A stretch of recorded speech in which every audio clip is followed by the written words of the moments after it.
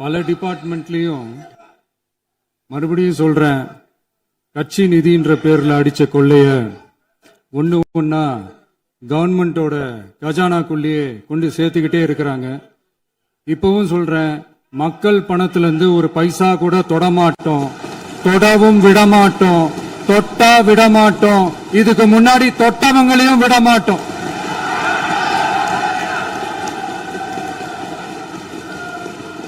ஒவ்வொரு ஊழலா வெளியில வரும் போலே, ஒவ்வொரு வேஷமா கலைஞ்சிரும் போலே, இங்க இருக்கிற நிறைய பேரு நடுங்கி போய் இதுல நம்ம மேல அவதூறு வேற. இப்ப புதுசா ஒரு வெப்பன் ஒண்ணு கொண்டு வந்திருக்காங்க. அது என்ன தெரியுமா? அவங்க தயவால தான் நம்ம ஆட்சி நடக்குதான். மக்கள் தயவால இந்த ஆட்சி நடந்துகிட்டு இருக்கு. மனசாட்சி உள்ள சக்திகளோட ஆதரவால இந்த ஆட்சி நடந்துகிட்டு இருக்கு. நாங்க தான் அனுப்பி வச்சோம், நாங்க தான் அனுப்பி வச்சோம் அப்படின்றாங்களே. அனுப்பி வச்சவங்களுக்கு மினிஸ்ட்ரியில இடம் கொடுத்தா ஏன் கதறீங்க? ஏன் இவ்வளவு கோபம்? ஏன் இவ்வளவு கதறல்? இதுல இன்னொரு முக்கியமான விஷயம், மார்க்சிஸ்ட் கம்யூனிஸ்ட் கட்சி நமக்கு ஆதரவு கொடுத்தது சுயேட்சையா எடுத்த முடிவுன்னு சொல்றாங்க. அதே மாதிரி இந்திய கம்யூனிஸ்ட் கட்சி நமக்கு ஆதரவு கொடுத்தது சுயேட்சையா எடுத்த முடிவுன்னு சொல்றாங்க. இதுல எங்க இருந்து நாங்க தான் அனுப்பி வச்சோம், நாங்க தான் அனுப்பி வச்சோம்னா புரியலையே. மக்களுக்கு நல்லா புரியும், எல்லாத்தையும் தெளிவா பார்த்துக்கிட்டு இருக்கிறாங்க.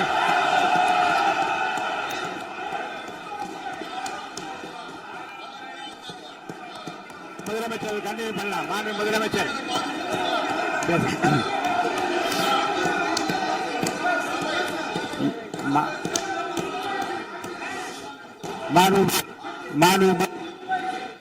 மாண்பு முதலமைச்சர் கண்டினியூ பண்ணலாம். நீ கண்டினியூ பண்ணலாம். பொட்டி பெட்டியா பணத்தை வச்சுக்கிட்டு, பெட்டியை வச்சு எல்லாம் செஞ்சுக்கிட்டு, போதைப் பொருள் பாதுகாவல் கழக மாடல் அரசாங்கம் செஞ்ச ஒவ்வொரு ஊழலா வெளியில வந்துகிட்டு இருக்கு. டாஸ்மாக்ல அது என்னப்பா அது பேரு,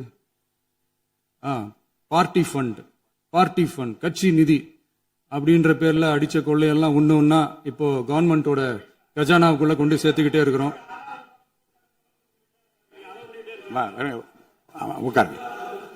மாண்புமிகு முதல்வர்கள் பதில் உரைக்கு பிறகு நேரம் தர அப்ப பேசட்டும், அவங்க பேசட்டும், அவங்கள பேச அனுமதி. உட்காருங்க உட்காருங்க.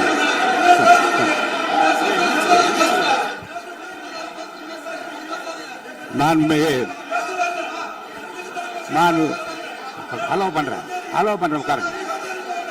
மாண்பு உறுப்பினர்கள் நீங்க இங்க உட்காருங்க, அமைதியா உட்காரு. நீங்க எல்லாம் உட்காருங்க.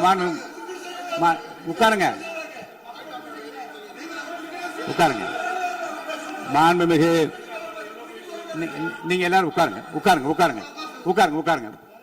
அமைதியா உட்காருங்க. இருங்க, உட்காருங்க. அப்புறம் நீங்க என்ன உட்காருங்க. நான் கொடுப்பேன், உட்காருங்க. நான் பாயிண்ட் ஆஃப் ஆர்டர் கொடுங்க, நான் கொடுக்கிறேன். உட்காருங்க.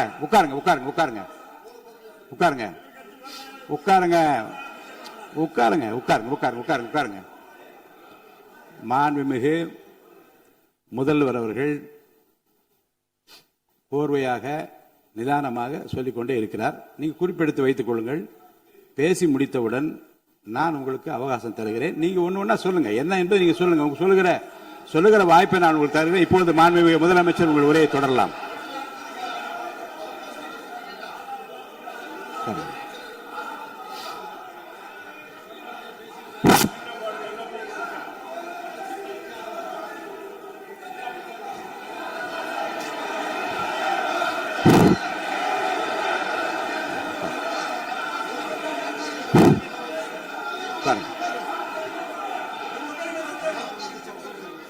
நான் எழுந்த பிறகு உட்கார்றதுதான் முறை. உட்காருங்க, எல்லாரும் உட்காருங்க. தேசிய உட்கார்.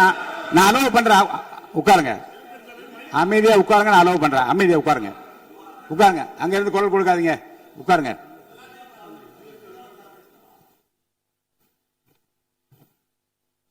இனிமையான இந்த விவாதத்தில் இதுவரை குறுக்கீடுகள் இல்லாமல்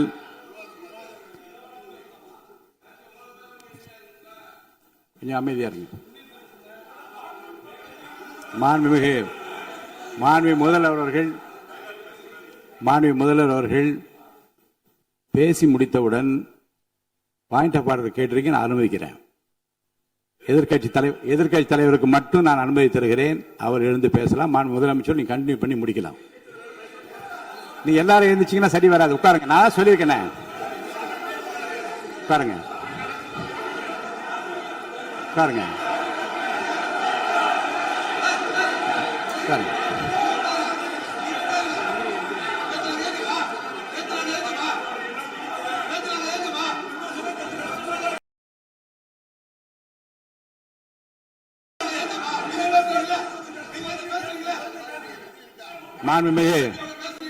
மாண்பு உறுப்பினர்கள் அமைதி காக்க வேண்டும். நேற்று எதிர்க்கட்சி தலைவர் பேசுகிற போதும் அவர் பேசுகிற எல்லாவற்றுக்கும் நான் அனுமதி அளித்தேன். அதுல பாயிண்ட் ஆஃப் கேளுங்க. அந்த விவாதத்தில் கேளுங்க. இப்போதும் மாண்புமிகு முதலமைச்சர் அவர் பேசி முடித்த பிறகு நான் உங்களுக்கு அதுக்குரிய அவகாசம் தருகிறேன். நீங்க கேள்வி கேளுங்க. கேட்கிற உரிமையும் விளக்கத்தை பெற்றுக்கொள்ள உரிமை உங்களுக்கு இருக்கிறது. அதற்கு அவகாசம் நான் தருகிறேன். மாண்புமிகு உறுப்பினர் அமருங்க. நான் என் தீர்ப்பை சொல்லுகிறேன். மாண்புமிகு முதலமைச்சர் அவர்கள் பேசி முடித்தவுடன் எதிர்க்கட்சி தலைவருக்கு அந்த வாய்ப்பை நான் தருகிறேன். நிச்சயமா அந்த கேள்வி கேட்கலாம். உட்காருங்க எல்லாரும். பேரவை முன்னவர் பேசுங்க. மாண்பு பேரவைத் தலைவர் அவர்களே, இன்று இவர்கள் முயற்சி செய்வது அவர் ஆளுங்கட்சியாக இருக்கின்ற போது இருங்க, நான் சொல்லிடுறேன் பிளீஸ். ஒரே நிமிஷம் நான் சொல்லிடுறேன் பிளீஸ். ஆளும் கட்சியாக இருக்கின்ற போது நீங்கள் சொன்ன ஒரே வார்த்தை, நாங்கள் பேசி முடித்ததற்கு பிறகு குறிப்பிடுத்துவிட்டு நீங்கள் எந்த கேள்வி வேண்டுமானாலும் கேட்கலாம் என்று ஒரு முறையை நீங்கள் பின்பற்றினீர்கள். அதே முறையை இப்போது பின்பற்ற வேண்டும் என்று கேட்டுக்கொள்கிறேன்.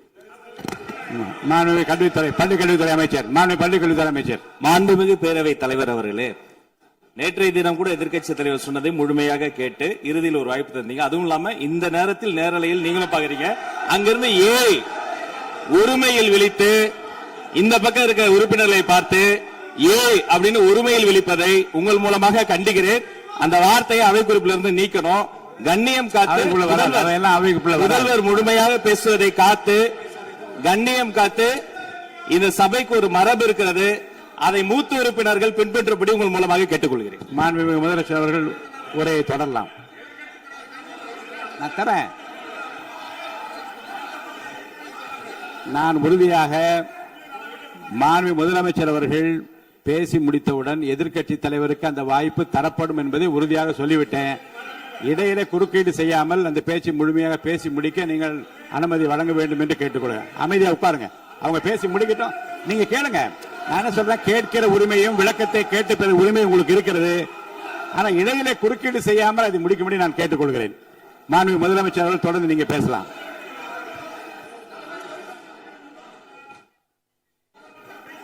எதிர்க்கட்சி தலைவர்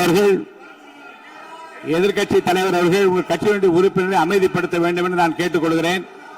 உங்களுக்கு வாய்ப்பு தரவில்லை என்றால் அவர் எழுந்து நிற்பதில் நியாயம் இருக்கு. வாய்ப்பு தரப்போகிறேன். நான் முதலமைச்சர் அவர்கள் பேசி முடித்தவுடன் உங்களுக்கு வாய்ப்பு தரப்படும். அது வரைக்கும் உங்களுடைய உறுப்பினரை அமைதி காக்க நீங்கள் தான் பார்த்துக் கொள்ள வேண்டும். மாண்புமிகு அவை முன்னவர்.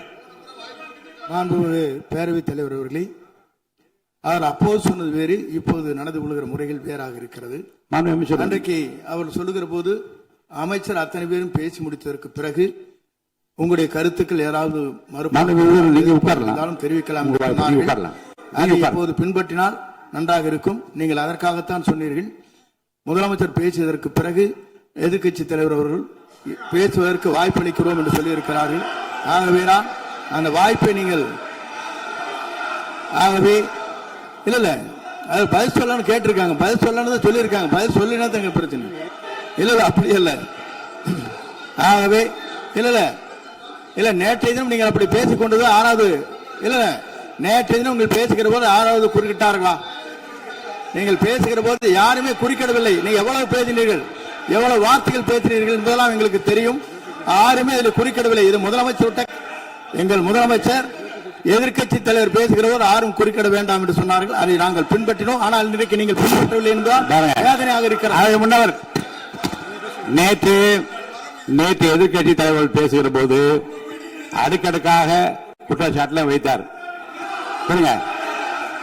இப்போ அதற்குரிய மாண்புமிகு பொதுப்பணித்துறை அமைச்சர்கள் காலையில் அலுவலகத்தை சந்தித்து அவர்கள் சாட்டிய குற்றச்சாட்டுகளுக்கெல்லாம் ஆதாரங்களை எல்லாம் நான் கொண்டு வந்திருக்கிறேன் என்று சொன்னேன். நான் நேற்று அந்த விஷயம் நேற்றோடு முடிந்து விட்டது. ஆதாரங்களை கொடுங்கள், தக்க நேரத்தில் இதை பற்றி சொல்ல வேண்டிய நேர்ந்தால் நான் இதெல்லாம் ஆய்வு செய்து உரிய நேரத்தில் அவை குறிப்பிட்டு ஏற்றுவதற்கு முன்பாக அவரிடம் காட்டி அதற்கு பிறகு அதை பற்றி முடிவெடுக்கும் என்று நான் சொன்னேன்.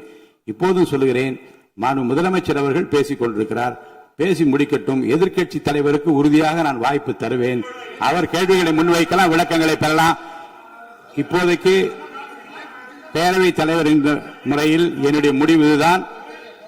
அவையில் இருக்கக்கூடிய உறுப்பினர்கள் அமரும்படி நான் கேட்டுக்கொள்கிறேன். நான் முதலமைச்சர் அவர்கள் பேச வேண்டிய போ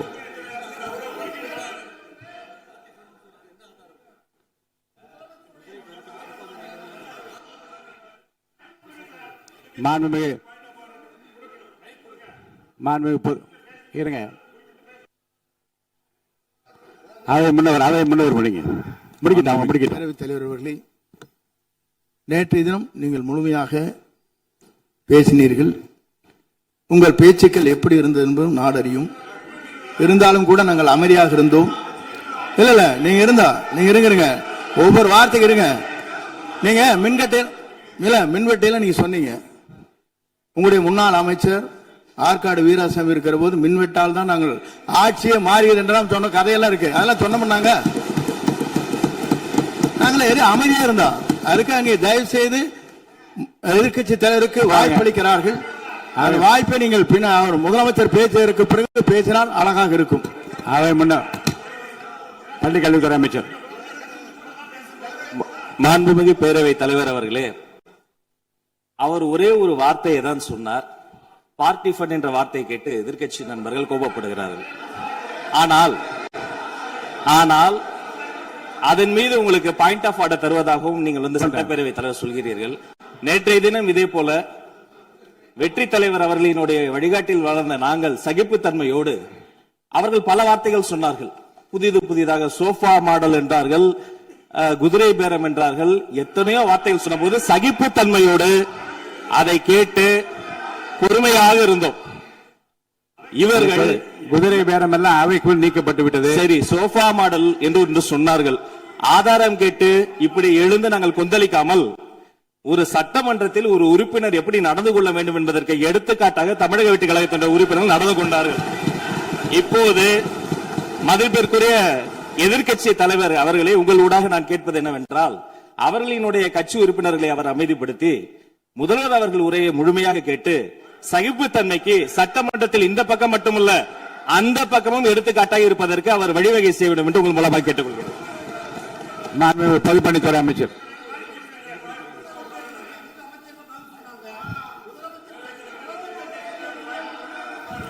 மாண்புமிகு பேரவைத் தலைவர் அவர்களே, திராவிட முன்னேற்ற கழகம் முதல் நாளில் இந்த சபையுடைய மரபையும் பாரம்பரியத்தை பற்றியும் நமக்கு வகுப்பெடுத்தார்கள். அந்த மரபுப்படி எங்களுடைய தலைவருடைய வழியில் இந்த சட்டசபையுடைய நிகழ்வுகளில் நாங்கள் கலந்து கொண்டிருக்கிறோம். நேற்று எதிர்க்கட்சி தலைவர் பேசும் பொழுது எவ்வளவோ வார்த்தைகள் உண்மைக்கு புறம்பாக சட்டத்திற்கு எதிராக ஒரே நிமிஷம் பேசுறேன். சட்டத்திற்காக பேசும் பொழுது நாங்கள் அமைதியாக இருந்தோம். ஒரு 2-3 முறை தான் அவரு பேசும்போது மினிஸ்டர்கள் நின்னாங்க. ஆனா இன்னைக்கு மாண்புமிகு முதலமைச்சருடைய முதல் உரை, கடந்த 4 நாட்களாக திராவிட முன்னேற்ற கழகம் முதலமைச்சர் ஏன் பேசலன்னு சொல்லிட்டே இருந்தாங்க. இன்னைக்கு பேச ஆரம்பிச்ச உடனே அவர் சொன்ன வார்த்தை பார்ட்டி ஃபண்ட் சொன்னார். எந்த பார்ட்டின்னு சொல்ல. ஆனா அந்த வார்த்தைகள் சொல்லி முடிஞ்ச உடனே எதற்காக முதலமைச்சருடைய பேச்ச இவங்க குறுக்கிறாங்கன்னு தெரியல. நீங்கள் சொன்னது மாதிரி முதலமைச்சர் பேச வேண்டும். பேசிய பின்பு கருத்துகளுக்கு பதிலளிக்க அவர்கள் பதிலளிக்கும், நாங்களும் பதிலளிக்க தயாராக இருக்கிறத பதிவு பண்றோம். மாண்பு முதலமைச்சர் அவர்கள் இருங்க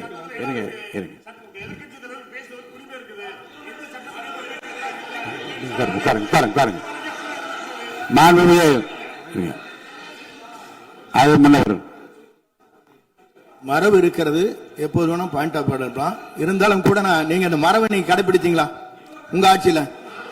நீங்க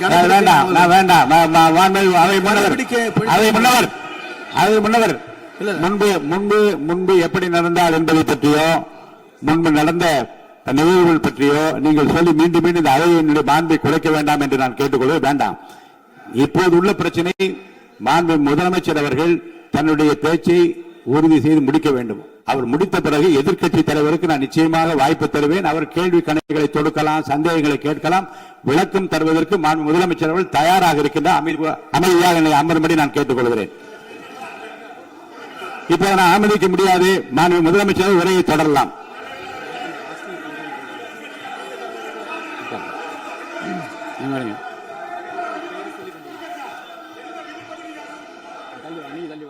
மாண்புமிகு உறுப்பினர் ஆஸ்டின் உங்க இடத்துல போய் உட்காருங்க. மாண்புமிகு உறுப்பினர் ஆஸ்டின், நீங்க ஒரு மூத்த உறுப்பினர், சபை விதிகளை நன்கு தெரிந்த ஒரு உறுப்பினர், நீங்க போய் இடத்துல உட்காருங்க. முதல்ல மாண்புமிகு முதலமைச்சர் அவர்கள் உரையை தொடரலாம். இப்போது எந்த விதமான பாயிண்ட் ஆஃப் ஆர்டர்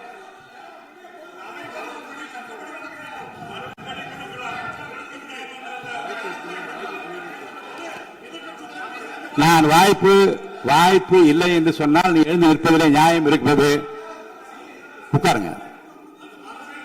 வாய்ப்பு உறுதியாக எதிர்க்கட்சி தலைவருக்கு பாயிண்ட் ஆஃப் ஆர்டர் மட்டுமல்ல, உட்கார்ந்து அவர் பேசிய பேச்சுக்கள் என்னென்ன இருங்க, என்ன என்ன என்ன என்ன என்ன உங்களுக்கு சந்தேகம் இருக்கிறதோ, வினாக்கள் இருக்கிறதோ அதை நீங்க கேட்கலாம். அவர் பதில் சொல்வதற்கு தயாராக இருக்கிறார். பேசி முடிக்கின்ற வரை அமைதி காக்கும்படி உங்களை நான் கேட்டுக்கொள்கிறேன்.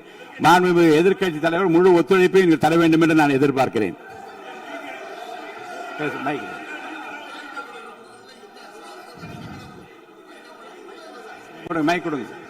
மாண்புமிகு எதிர்க்கட்சி தலைவர், பேரவைத் தலைவர், நீங்க உட்காருங்க. நேற்று நான் பேசும்போது சில அமைச்சர்கள் குறுக்கிட்டு பேசினாங்க, அதற்கு நீங்க அனுமதி கொடுத்தீங்க. அது மாதிரி இன்னைக்கு முதலமைச்சர் பேசும்போது சில வார்த்தைகள், தவறான வார்த்தைகள் பேசுறாரு. அவர் பார்ட்டி ஃபண்ட் அப்படின்னு சொல்லியிருக்கிறாரு. அவர் அமைச்சர் அந்த பார்ட்டி ஃபண்ட் எந்த பார்ட்டின்னு கூட சொல்ல தைரியம் இருந்தா சொல்லுங்க, நாங்க அதெல்லாம் ஃபேஸ் பண்ண தயாரா இருக்கோம். எதையும் ஆதாரத்தோடு எதையும் பேசுங்க. நீங்க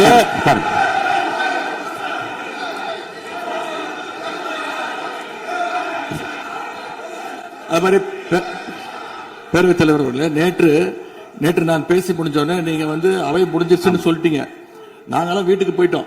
வீட்டுக்கு போய் டிவி போட்டு பார்த்தா அங்க இன்னொரு அமைச்சர் இன்னும் பதில் சொல்லிட்டே இருந்திருக்கிறாரு. அதற்கெல்லாம் நாங்க இப்ப என்ன பதில் இது, என்ன மரபு இது? நீங்க இப்ப பேசிக்கிட்டே இருப்பீங்களா? நாங்க பாத்துக்கிட்டே இருக்கணுமா? அதே மாதிரி இன்னைக்கு முதலமைச்சர் அவர்கள் பேசும்போது நாங்களும் அமைதியா கேட்டுட்டு தான் இருந்தோம். ஆனா சில கருத்துக்கள் அவர் பேசும்போது அதை நாங்க அனுமதிக்க முடியாது. ஆதாரத்தோடு ஏதாவது பேசணும்னா, குற்றச்சாட்டுகள் சொல்லும் போது ஆதாரத்தோடு சொன்னீங்கன்னா அதை நாங்க ப்ரூவ் பண்றதுக்கு தயாராக இருக்கு. மாண்புமிகு உறுப்பினர் அவர்கள் இருங்க. நேற்று மாண்புமிகு எதிர்க்கட்சி தலைவர்கள் பேசியதும், மாண்புமிகு பொதுப்பணித்துறைகள் பேசியதும் ஆதாரம் இல்லாமல் பேசக்கூடாது, செய்து நீக்கப்பட வேண்டியது நீக்கும் என்று சொன்னேன். இப்போது மாண்புமிகு முதல்வர் அவர்கள் பேசி முடிக்கட்டும். நீங்கள் கூறிய கருத்துப்படி அதில் ஆதாரங்கள் இல்லாத குறிப்பாக இருந்தால் அது நீக்குவதற்குரிய உரிமை எனக்கு இருக்கிறது. ஆய்வு செய்து நான் நடவடிக்கை எடுப்பேன். இப்போது மாண்புமிகு முதலமைச்சர் அவர்கள் பேசலாம். இந்த டாஸ்மாக் மாதிரியே பல டிபார்ட்மெண்ட்லயும், மறுபடியும் சொல்றேன், கட்சி நிதின்ற பேர்ல அடிச்ச கொள்ளைய ஒன்னா கவர்மெண்டோட கஜானாக்குள்ளேயே கொண்டு சேர்த்துக்கிட்டே இருக்கிறாங்க. இப்பவும் சொல்றேன், மக்கள் பணத்துல இருந்து ஒரு பைசா கூட தொடமாட்டோம், தொடவும் விடமாட்டோம், தொட்டா விடமாட்டோம். இதுக்கு முன்னாடி தொட்டவங்களையும் விடமாட்டோம்.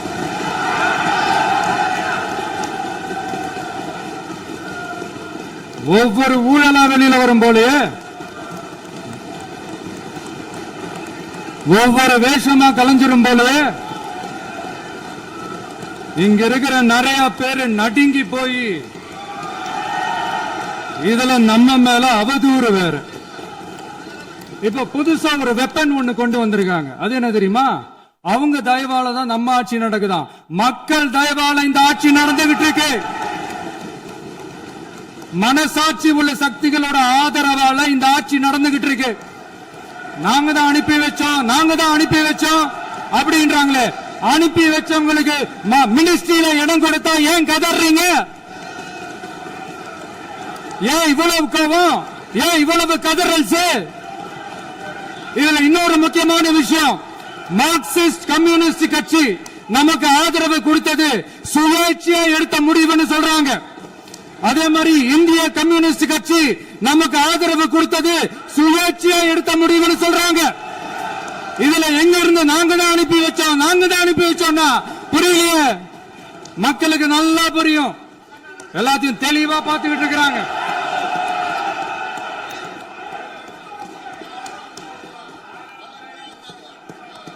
முதலமைச்சர் கண்டினியூ பண்ணலாம். மாண்பு முதலமைச்சர்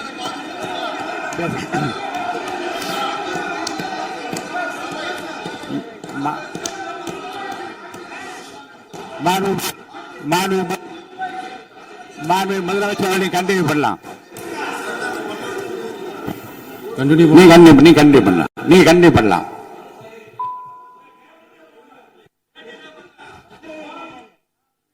இந்த சமூக நீதி அரசுன்னு சொல்றவங்களை பார்த்து கேட்கிறேன், நம்ம பட்டியலின சகோதரர்களுக்கு எத்தனை அமைச்சர் பதவி கொடுத்தீங்கன்னு கொஞ்சம் சொல்ல முடியுமா?